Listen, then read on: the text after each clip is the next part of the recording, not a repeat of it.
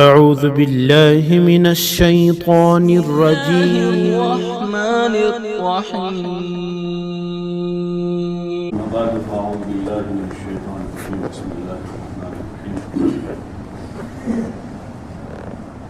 يا أيها الناس اتقوا ربكم الذي خلقكم من نفس واحدة وخلق منها زوجها وبث منهما رجالا كثيرا ونساء واتقوا الله الذي تساءلون به والأرحام إن الله كان عليكم رقيبا. محترم دوستو، اللہ تعالیٰ نے اپنے بندوں پر بڑی مہربانی فرمائی ہے اور زندگی بہت آسان بنائی ہے کہ ہر آدمی آسانی کے ساتھ اس دنیا میں جی لے، غریب ہو، مالدار ہو، پڑھا لکھا ہو، ان پڑھ ہو، شہری ہو، دیہاتی ہو، خصوصاً وہ اپنی بنیادی ضرورتوں کو آسانی سے پورا کرے۔ ہوا ایسی ضرورت ہے کہ تھوڑی دیر بھی نہ ملے تو آدمی کی جان خطرے میں ہے، بالکل فری میں ہے، اور ہر جگہ وہ دستیاب ہے، کمرے میں ہو، باہر ہو، میدان میں ہو، جنگل میں ہو، ہر جگہ ملتی ہے۔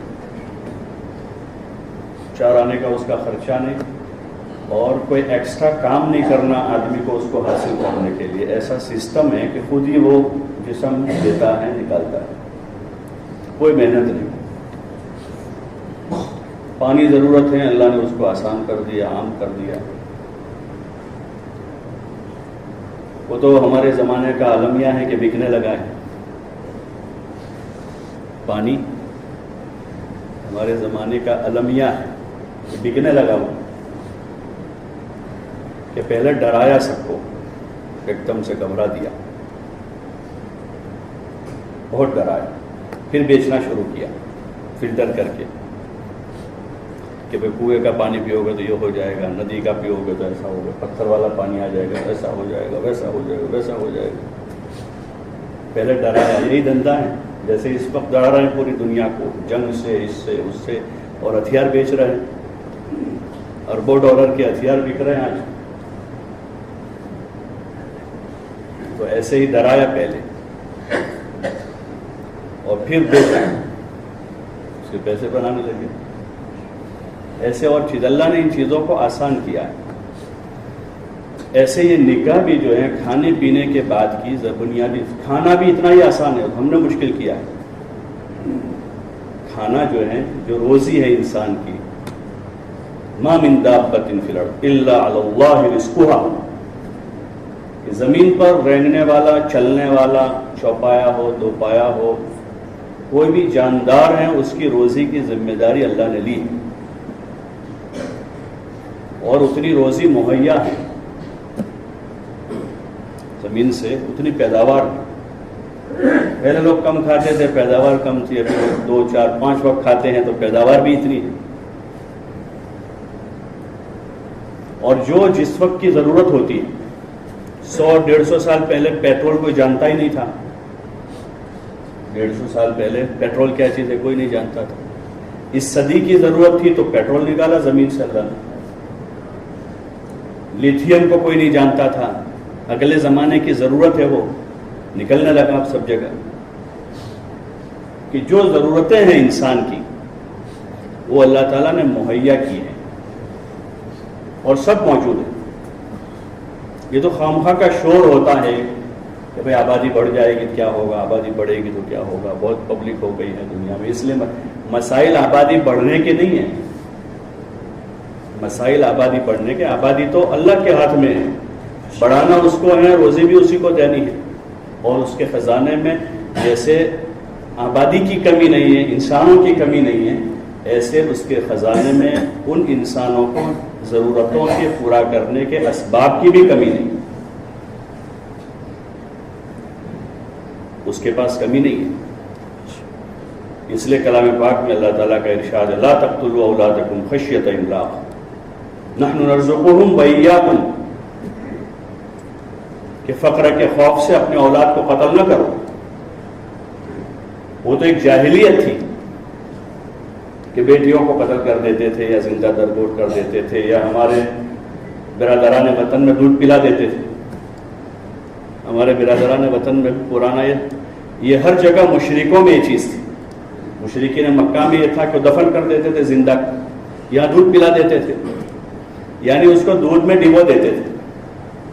چھوٹے بچی کو 10-15 کلو دودھ پتیلے میں بھر کے اس میں ڈبو دیتے تھے, دودھ پلا دیا, اب وہ اندر مر جائے گی وہ. تو یہ ساری جہالتیں اور اللہ کو نہ جاننے کی وجہ سے کہ آدمی یہ بولتا ہے کہاں سے لائیں گے, کہاں سے کھلائیں گے, بچے زیادہ ہوں. ان میں سے جتنے سفید داڑھی والے ہیں سب 8, 10, 12 بھائی بہن ہوں گے, جتنے بھی سفید داڑھی والے. ہم لوگ ابھی تو میری پوری سفید نہیں, ہم لوگ 10 بھائی بہن. اور ابھی کی نسل ایک, اور یہ ابا بھی کہنے لگتے ہیں, ان کی اماں بھی بولنے لگتی ہے ہاں بھی وہ زمانہ نہیں رہا ویسا. یعنی اللہ بدل گیا کیا, حکومت بدلی ہے کیا وہاں؟ حالانکہ وہ خود 10 بھائی بہن ہیں, لیکن بچی کا مسئلہ آتا ہے, لڑکے کا, لڑکی کا مسئلہ آتا ہے, ولادت کا, پیدائش کا, ہاں اصل میں ایسا ہے ویسا ہے. یہ ساری وہی بولی ہے کیونکہ ہم نے ایمان کو بولا نہیں, اللہ کو بولا نہیں, اللہ کو جانا نہیں, اور وہ آواز زمانے میں غالب ہے. وہ زمانے میں وہ آواز غالب ہے. تو ایسے دور میں اور زیادہ ضرورت پڑتی ہے کہ اللہ کو بولا جائے کہ اللہ کرتا ہے, وہی کھلاتا ہے, وہی پالتا ہے, وہی پلاتا ہے. ان سارے وہی کے بعد ایک سوال آتا ہے کیسے؟ وہی کھلائے گا کیسے, وہی پالتا ہے کیسے؟ اس کا جواب یہ ہے کہ وہ اپنی قدرت سے کرے گا. نہ کسی کی زمین سے ہوگا, نہ کسی کی دکان سے ہوگا, نہ ڈالر سے ہوگا, نہ ریال سے ہوگا, نہ یورو سے ہوگا, نہ سونے سے ہوگا, نہ چاندی سے ہوگا, نہ زمین سے ہوگا, نہ آسمان سے ہوگا. اللہ کرے گا. اور وہ کیسے کرے گا؟ اپنی قدرت سے کرے گا, اس لیے کہ وہ قدرت کاملہ کا مالک ہے. اس قدرت میں اس کا کوئی شریک نہیں ہے. یہاں کی حکومتیں بدلتی رہے گی, یہاں کی حکومتیں بدلتی رہے گی. کلام پاک میں اللہ تعالیٰ نے پرانے زمانے کے نبیوں کے بھی قصے بیان کیے ہیں اور پرانے زمانے کے بادشاہوں کے بھی قصے بیان کیے. فرعون جو تھا نا, فرعون یہ تو ابھی اتنا بڑا دعوے دار تو ہمارے کوئی ہوا نہیں ہے. جتنا بڑا دعویٰ اس نے کیا تھا اتنا بڑا دعوے دار تو ابھی ہمارے یہاں کوئی پریزیڈنٹ پیدا نہیں ہوا ہے دنیا میں اس وقت کہ جو خدائی کا دعویٰ کرتا, جو خدائی کا دعویٰ کرتا. اس نے تو دعویٰ کر دیا, اور صرف خدائی کا نہیں کہ میں تمہارا, کیونکہ ان کے وہاں تو شرکا ہیں, ایک دو سے تو کام چلتا نہیں. تو وہ یہ کہہ رہا ہے کہ میں تمہارا سب سے بڑا پروردگار ہوں, چھوٹا موٹا نہیں, سب سے بڑا ہوں. اس کا بھی قصہ بیان کیا اللہ تعالیٰ تاکہ لوگ عبرت پکڑے. اس لیے کہا جاتا ہے کہ کلام پاک سے ربط پیدا کرے. جو اصل علم ہے, جو اصل علم ہے, علم الہی, اس کو سیکھنا, اس کو سمجھنا, اس کا علم حاصل کرنا, اس کے لیے گھنٹوں, دنوں, ہفتوں, مہینوں, سالوں گزر جائے تو سستا سودا. جن علوم کی اہمیت ہے اس کے لیے ماں باپ بچوں کے پیچھے لگ جاتے ہیں. پڑھنے بیٹھو, ٹیوشن جاؤ, اسکول جاؤ, کالج جاؤ. وہ 3 سال کا ہوتا ہے, وہاں سے لے کر 23 سال کا ہوتا ہے, وہاں تک پیچھے لگے رہتے ہیں. حالانکہ وہ پڑھ لینے کے بعد یقینی بات نہیں کہ کامیاب ہو جائے, یقینی بات نہیں ہے. اور جو علم بنیادی علم ہے ہر انسان کا, ہر غریب کا, ہر مالدار کا, ہر بچے کا, ہر بچی کا, اس علم کو ایک طرح سے کفایے کے طور پر کہ بھائی مکتب میں بھیج دیا بچے کو, یا وہ بھی بھاری ہو گیا تو گھر میں کوئی مولانا بلا لیا آدھا گھنٹے کے لیے, ہو گئی بات پوری, قصہ ختم ہو گیا. رسمی طور پر ناظرہ ختم کر کے اس کو ہر بار پہنا دیا, چاہے ایک حرف بھی پڑھنا نہیں آتا, اس کو ماں باپ خوش ہو گئے. یعنی ایک رکوع کو بھی پورا وہ نہیں پڑھ پائے گا, پھر بھی اس کو ہاتھ پہنا دیا اور خوش ہو گئے ماں باپ کہ ہمارے بچے نے قرآن پورا کر لیا. ختم ہو گیا. قرآن ختم کرنے کے لیے نہیں ہے, اسی لیے ختم ہوتا ہے تب بھی دوبارہ شروع کر دیتے اس کو. والناس پڑھ کے پھر مفلحون پر پورا کر کے پھر چھوڑتے اس کو کہ ختم نہیں کیا ہے. یعنی تلاوت میں بھی ختم کرنے کے لیے نہیں ہے وہ کہ پورا کر دے, ختم سے مراد. اور وہ ویسے بھی چھوڑ دینے کے لیے نہیں ہے, دستور حیات. جب وہ حقیقی علم زندگیوں میں آئے گا تو یہ جو میں نے عرض کیا کہ بنیادی جو ضرورت ہے وہ سب آسان ہو جائے گی. پانی کھانا. اس لیے جب تک حضور علیہ السلام کا تو ایک دور ہے جس کو خیر القرون کہا گیا، پھر خلافت کا دور رہا، پھر اس کے بعد کے ادوار رہے، یہاں تک کہ جو ملوکیت کے دور رہے اسلامی تاریخ میں، یعنی بادشاہوں کے، مسلمان بادشاہوں کے جو دور رہے، چاہے وہ عرب میں ہو عجم میں ہو، وہاں تک دنیا میں ہوٹل نہیں تھی.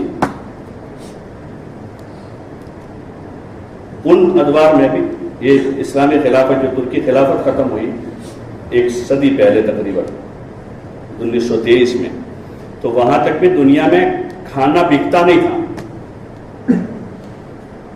پکا ہوا کھانا، اناج بکتا تھا، اناج بکتا تھا، گیہوں چاول وغیرہ، کٹور اور اناج ایسے جانور، لیکن پکا ہوا کھانا نہیں بکتا تھا.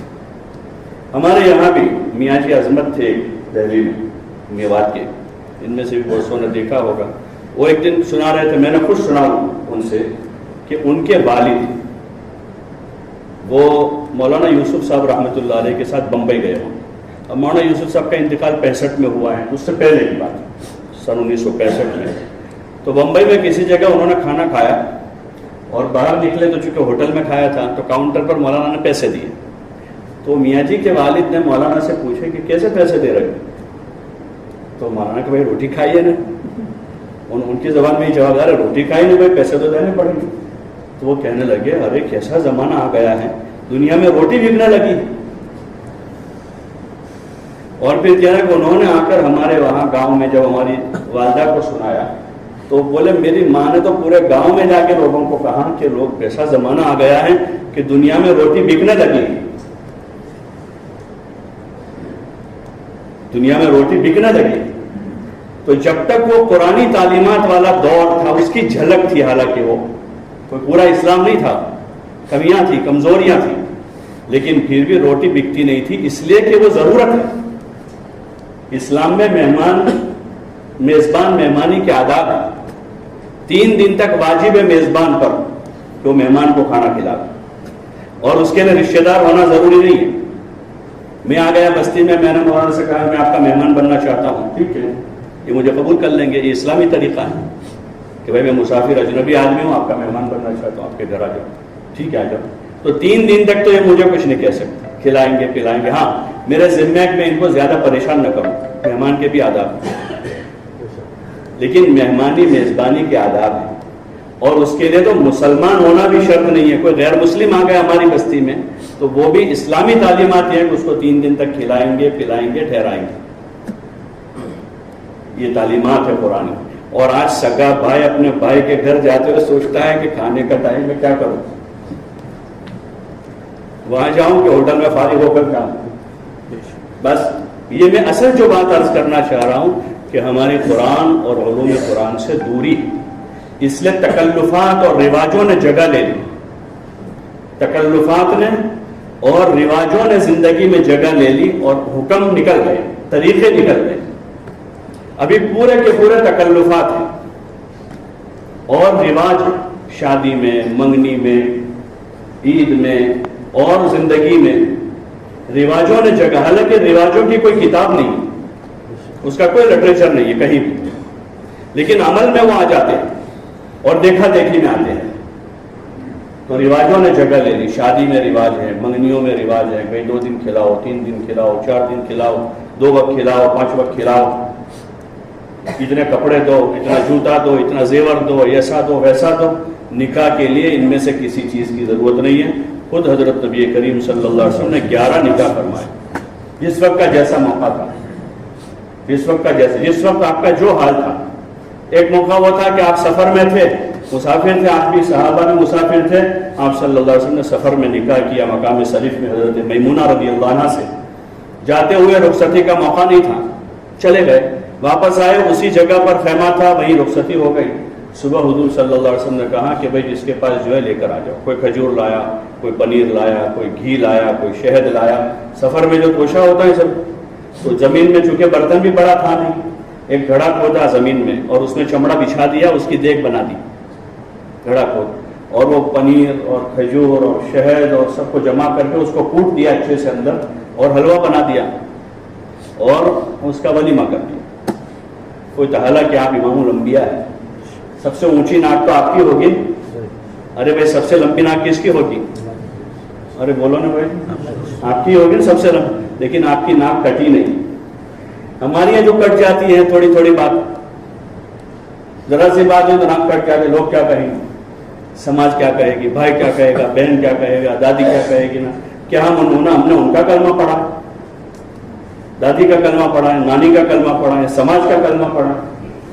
حضور علیہ السلام نے آ کر ان سارے بندھنوں سے لوگوں کو آزاد کر دیا. یہی سب سے بڑا آپ کا احسان ہے انسانیت پر، کہ آپ نے ساری انسانیت کو قوم اور سماج کے بندھنوں سے آزاد کیا. صحابہ دنیا میں جاتے تھے یہی کہتے تھے، لوگوں سے یہی کہتے من ضیق الدنیا الی سعتها، کہ ہم لوگوں کو دنیا کی تنگیوں سے نکال کر دنیا کی وسعتوں میں لانے کے لیے. یہی قوم اور سماج کے بندھن جو ہے، رسم و رواج کے بندھن ہے جس میں سب جکڑے ہوئے ہیں. 5 وقت کا نمازی بھی جکڑا ہوا ہے، اور حج کرنے والا بھی جکڑا ہوا ہے، پڑھا لکھا بھی جکڑا ہوا ہے، ان پڑھ بھی. سمجھدار جو ان ساری چیزوں کو سمجھتا ہے اچھی طریقے سے کہ یہ غلط ہے، یہ غلط ہے، یہ رسم ہے، یہ رواج ہے، ایسا نہیں ہونا چاہیے، ایسا، یعنی وہ سارا سمجھتا ہے، وہ بھی جھگڑا ہوا. اس کا حل یہی ہے کہ زندگی کو حضور والے طریقے پر لایا جائے. حضرت مولانا ابرار صاحب رحمۃ اللہ علیہ فرماتے تھے کہ جو آسان سنتیں ہیں اس پر عمل شروع کر دو، تو پھر جو مشکل لگ رہی ہے آگے جا کر اس پر عمل آسان ہو جائے گا. جتنا آدمی کر سکتا ہے کہ آدمی سنتوں پر عمل کرے. شادی ہے، سنت کیا ہے؟ شادی میں لوگ رواج پوچھنے جاتے ہیں، اور 10 سال کے بچوں کو بھی قوم کے رواج کا پتہ ہوتا ہے کہ رواج کیا ہے، لیکن شادی کی سنتوں کا پتہ نہیں ہوتا شادی کرنے والے کو بھی. اور سب سے بڑی سنت تو سادگی ہے شادی میں. اور آپ نے بڑی برکت کی دعا ہے ایک طرح سے، اعظم النکاح برکتاً ایسرہ مؤونتاً، کہ سب سے اچھا برکت والا نکاح ہے جس میں خرچہ سب سے کم ہے. نکاح کرنے والے پر کوئی خرچہ نہیں. لڑکی کے ذمے تو کچھ بھی نہیں، اس پر تو پھر بھی مہر ہے لڑکے پر. لڑکی کے ذمے چارانے کا خرچہ نہیں ہے، اور نہ اس کے باپ کے نہ اس کی ماں کے ذمے چارانے کا خرچہ ہے، اس لیے کہ یہ بنیادی ضرورت ہے. اتنی آسان ہے کہ جہاں دونوں عمر کے قابل ہو گئے ہیں وہ 1 مہینہ 1 سال میں نہیں، 1 دن میں نکاح کر سکتے ہیں. اور حضور علیہ السلام نے ترغیب دی اس کی کہ جو لوگ استعداد رکھتے ہیں وہ نکاح کر لیں، تاخیر نہ کریں اس نکاح میں.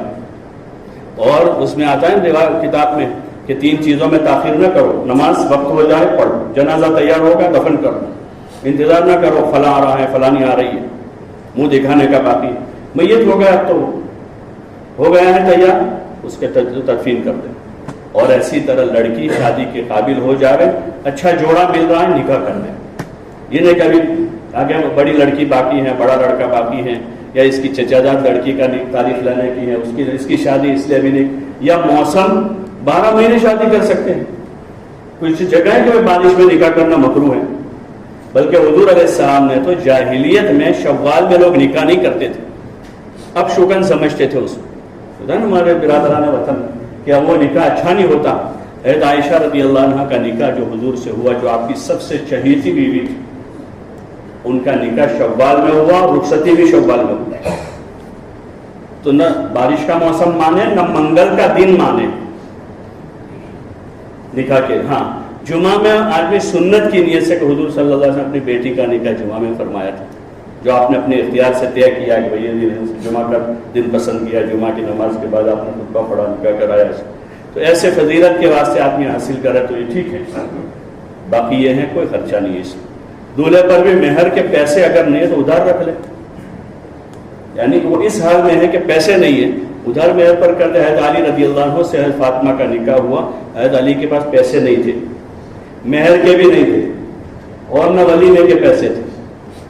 پہلی بات تو آپ نے اپنی بیٹی دے دی ان کو کہ فقیر آدمی. پہلی بات یہ کہ نکاح میں جو آپ نے فرمایا فَاظْفَرْ بِذَاتِ الدِّينِ تَرِبَتْ يَدَاكَ، کہ دیندار پسند کرے دونوں ایک دوسروں میں. لڑکا لڑکی دیندار پسند کرے اور لڑکی والے لڑکا دیندار پسند کریں. یہ اصلی معیار ہے.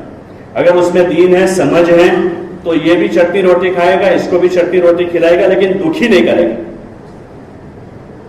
اور اگر اس کے پاس پیسہ ہے لیکن سمجھ نہیں ہے، جیسے عموماً اس وقت ہوتا ہے کہ دین کی سمجھ کی ویسے بھی کمی ہے، اور پھر آدمی جب دنیا میں مشغول ہو جاتا ہے یا صرف عصری علوم میں لگ جاتا ہے، دین سے غافل ہو جاتا ہے، تو اس کے پاس دین کی بنیادی معلومات نہیں ہوتی ہے، نماز کے فرائض اور سنتوں کا بھی پتہ نہیں ہوتا، تو اس آدمی کو بیوی بچوں کے حق کا کیسے پتہ چلے؟ تو اس کے پاس پیسہ تو ہوگا، ڈگری ہوگی، عہدہ ہوگا، خوب مال ہوگا، لیکن وہاں سکون نہیں ملے گا اس کو، اس لیے کہ پیسوں سے سکون نہیں ملتا، ڈگری سے نہیں ملتا۔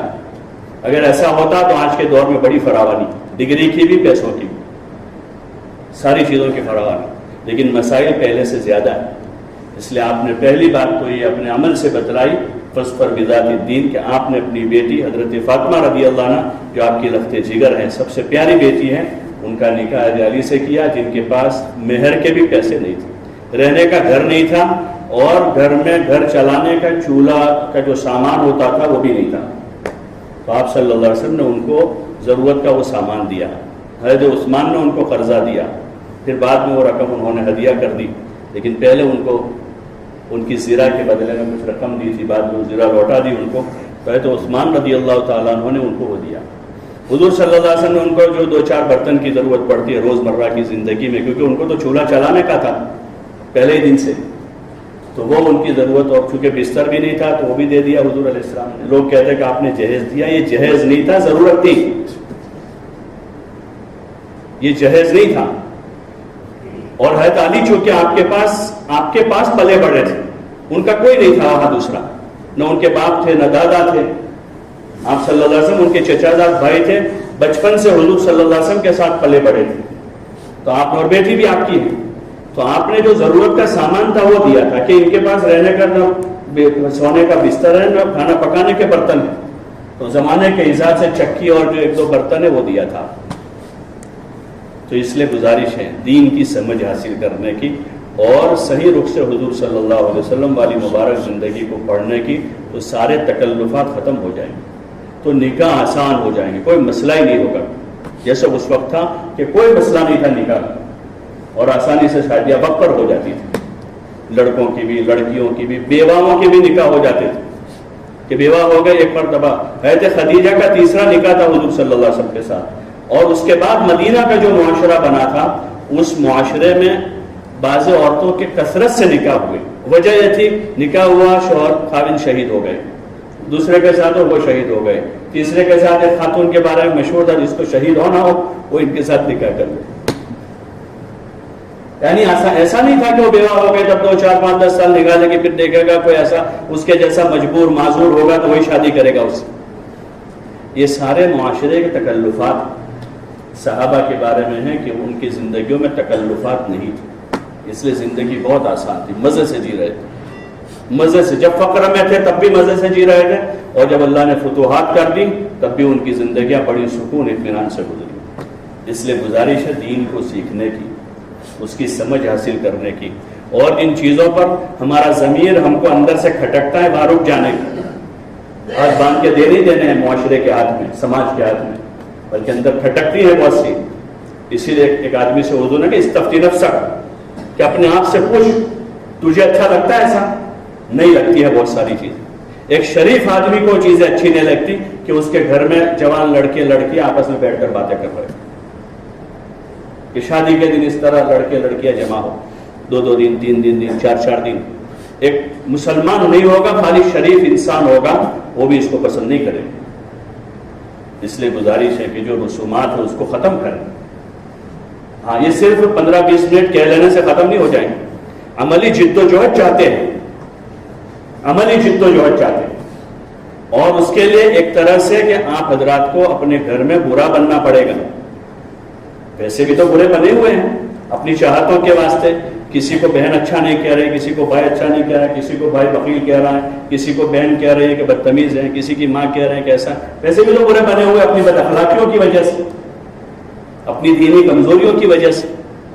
اور جہاں آدمی صحیح بات کسی کو کہے گا تو اس کو کوئی غلط کہنے والا ہوگا کہ یہ غلط ہے، یہ ایسا کرتا ہے ویسا کرتا ہے، تو ابھی اس وقت جو ہمارا اندر کا جو نفس ہے وہ اسی سے ڈرتا ہے کہ یار رہنے دو، ابھی یار اپنے اوپر آئے گا سب، اچھا خاصا ماحول کسی چیز کا بن جاتا ہے، پھر آخر میں کسی ایک آدمی پر تو کیا یار ابھی سب میرے پر آئے گا، حاجی صاحب بات تو برابر ہے تمہاری، لیکن سب میرے پر آئے گا کہ اس نے شادی میں ایسا کر دیا، تو اس میں کوئی گناہ نہیں ہوگا، بلکہ اللہ راضی ہو جائے گا اور ان پر بھی احسان ہوگا. جیسے کوئی بیمار آپریشن کے لیے تیار نہیں ہے تو دو آدمی اس کو پکڑ کر بھی لے جائے تو اس بیمار پر ان کا احسان. تو اس لیے گزارش ہے کہ رسومات سے اپنے آپ کو بچاؤ، اور اس کا واحد حل ہے کہ سنتوں کو جگہ دیں. سنتوں کے لیے جگہ کر دیں گے، رسموں کے لیے جگہ نہیں بچے، اور انشاءاللہ پھر زندگی آسان، نکاح وقت پر ہو جائیں گے. اور ہمارے یہاں تو ہو ہی رہے تھے، ہمارے یہاں تو ویسے ہو ہی رہے تھے وقت پر. یہ تو ابھی المیہ ہو رہا کہ اب تاخیر سے ہونے لگے لڑکیوں کے نکاح، کہ 18 سال ہو جائے، 20 سال ہو جائے، 22 سال ہو. امریکہ کے ایک صوبے میں 16 سال کی عمر ہے لڑکی کی نکاح کی. ابھی ہم لوگ گئے تھے ادھر تھائی لینڈ، وہاں دونوں کی عمر 16 سال، لڑکا بھی لڑکی بھی دونوں 16 سال میں شادی کر سکتے، دونوں شادی کر سکتے 16 سال. وہ تو ہم نے خود اسلام چھوڑا، ہم نے خود حضور کا طریقہ چھوڑا. باقی ہم جتنا کر سکتے ہیں اس میں کیوں کمی کرتے ہیں؟ جتنا ہم کر سکتے ہیں اس میں کیوں کمی کرتے ہیں؟ اس کے بعد قانون تو آئے گا، حکومت کا قانون. اس کے بعد ہم جو کر سکتے ہیں اس میں کیوں کمی کریں؟ اس لیے گزارش ہے، حضور والا جو طریقہ ہے وہی طریقہ نجات اور کامیابی کا. اس لیے کوشش اس کی کریں کہ وقت پر نکاح کرا دیں. مکان کی وجہ سے ابھی کمرہ تیار نہیں ہوا ہے. ان میں سے بہت سے ہوں گے جنہوں نے کرائے کے گھر میں رخصتی کی ہوگی. اب یہ اگر ہاتھ اوپر کراؤں گے تو 25% کا ہاتھ اوپر جائے گا. اور ان میں سے بہت سے ہوں گے کہ گھر میں گنجائش نہیں تھی، پرانا گھر تھا، والد کا کمرہ نیچے تھا، اوپر میڑی بنا کے، اوپر چوکڑی بنا کے رخصتی کی ہوگی. ایسے اس میں ملیں گے. اور اب آیا کہ بھائی فرنیچر تیار نہیں ہے، کم اس کے لیے 6 مہینے کا انتظار ہو رہا ہے، اس کے لیے سال کا انتظار ہو رہا ہے. وہاں تک کہ لڑکا لڑکی جتنے زنا کریں گے اس کے ذمہ دار ان کے والدین ہیں. اس کا پورا بوجھ ان کے اوپر آئے، کیونکہ وہ تو دونوں تیار ہیں نکاح کرنے کی. تاخیر ان کی طرف سے ان رسومات کی وجہ سے، ورنہ وہ تو لڑکی 9 سال کی ہوئی تھی، بالغ ہو گئی تھی، تب سے وہ اس کو اتنا شعور نہیں تھا. لیکن 10 سال میں، 11 سال میں، 12 سال میں، 13 سال میں اس کو اندر پختگی آ گئی ہے اور اس کے اندر شعور پیدا ہو چکا ہے.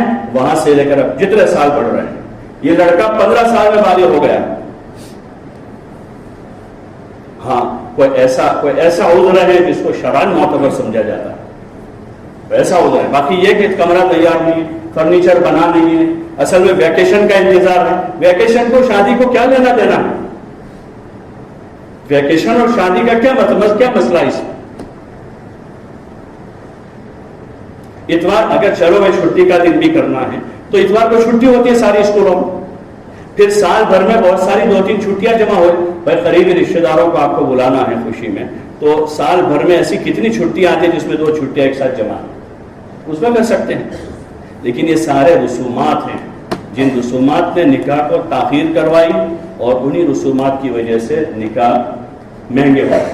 مولانا عمر صاحب رحمۃ اللہ علیہ فرماتے تھے کہ نکاح مہنگے ہوں گے، زنا سستے ہو جائیں. اور یہ بھی وجہ ہے، نکاح میں تاخیر بھی زنا کا سبب ہے. ایک غیر مسلم شاید جینی تھا، وہ ایک اپنی مجلس میں جس میں لڑکے لڑکیاں سب ہیں، اس میں وہ ان سے پوچھ رہا لڑکیوں کو کہ ان میں سے کتنی لڑکیاں کالج میں اتنی پڑھ رہی ہو، اور ان کی عمر چونکہ 20, 21, 22, 23 ہو جاتی ہو.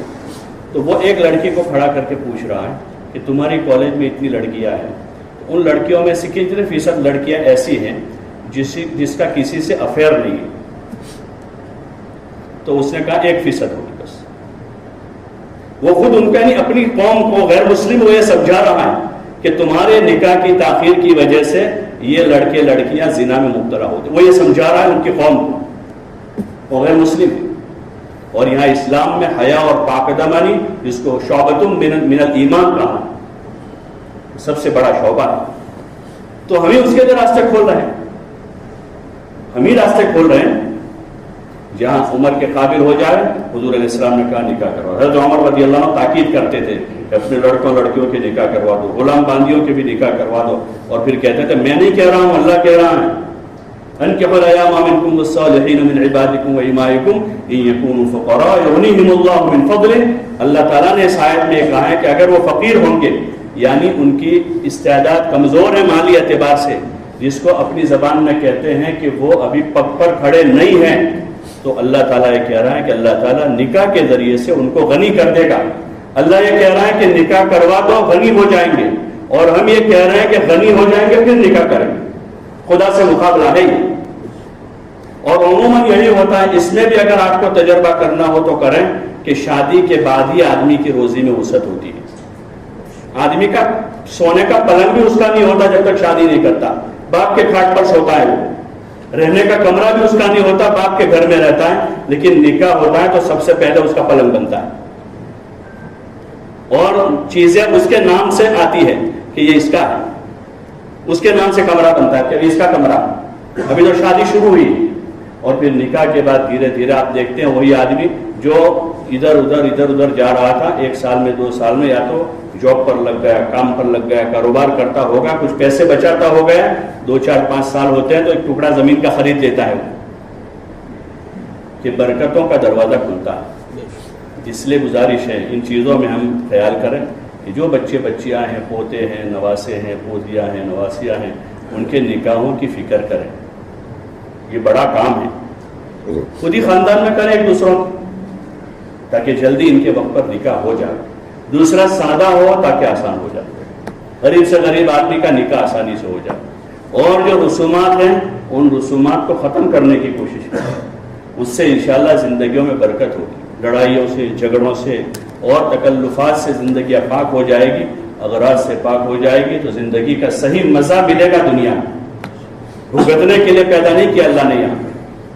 یہاں بھی اللہ تعالیٰ نے، دنیا میں بھی اللہ تعالیٰ نے بندوں کے لیے حکم دیا ہے کہ یہاں اگر ایمان اور اعمال صالحہ کے ساتھ ہے تو حیات طیبہ یہاں بھی دینے والا. جنت تو ہے ہی لیکن یہاں بھی حیات طیبہ کا وعدہ ہے.